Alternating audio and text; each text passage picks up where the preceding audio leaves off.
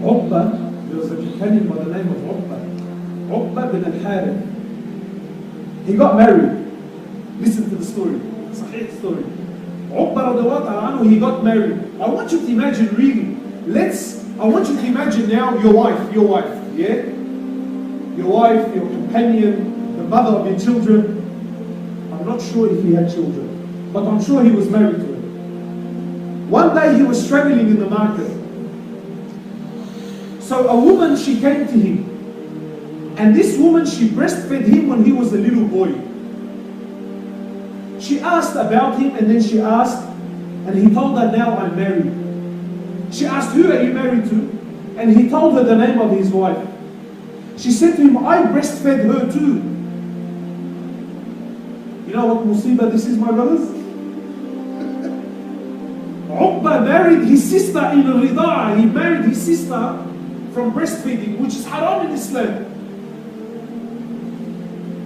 So he jumped on his camel and he rode to Medina to ask Rasulullah sallallahu alayhi wa sallam. He didn't go home to check. He didn't go to the doctor and tell him, listen brother, please can you do a blood test? This woman, I don't know if she's in her right mind or not. Nothing. He jumped on his animal and went straight to Rasulullah sallallahu alayhi wa sallam in Medina. He said to me, Ya Rasulullah, musibah, I have a big problem. He says, the woman said this to me. Rasulullah asked, are you still married? He divorced her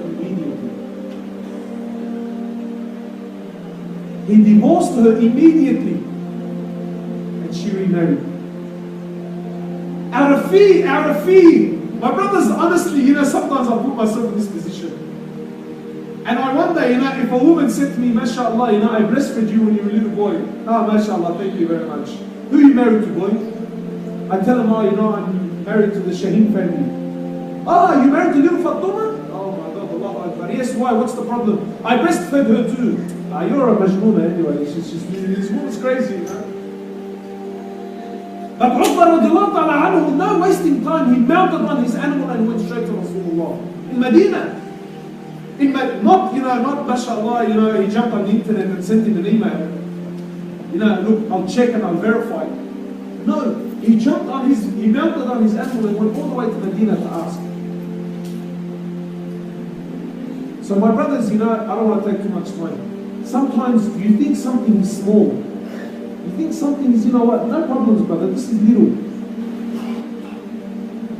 Many times, especially now, because the world is changing. And we are faced with new issues every day, and we don't know. My brothers, ask your heart. Many times, brothers, now, we have a very big problem. The youth, when they want to get married, he meets a girl and wants to talk to the girl for 6 months over the phone and text messages. And mashallah, because his Shaykh Shaitan makes him know, brother, you have to get to know her and look at all the divorce problems in the world, right?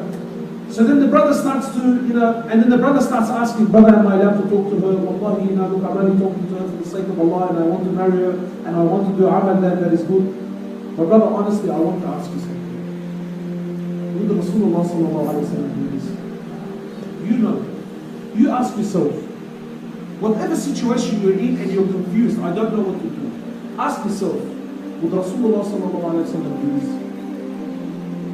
Would the Sahaba do this, my brothers? If you think Rasulullah would do this, and your heart is content, and it's a doubtful issue, then go. But listen to the words of Rasulullah sallallahu alayhi wa sallam. He says, you might fall into that land which is haram and you don't know it.